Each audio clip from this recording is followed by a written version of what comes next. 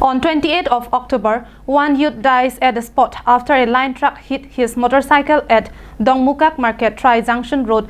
Understand the jurisdiction of Dongmukak Police Station. According to sources, it was informed that on 28th of October around 6 p.m. late evening, a bike bearing registration number AS02Z0238 made a collision with a line truck bearing registration number AS19C7594 at the midpoint of Dongmukak Tri-Junction Road, Dongmukak Market, while resulted to the death of a youth at the spot. The deceased youth was identified as Pritam Singnar, second-year student, son of Bidya Singh Singnar, residents of Cheroptokbi village, Paklongkam.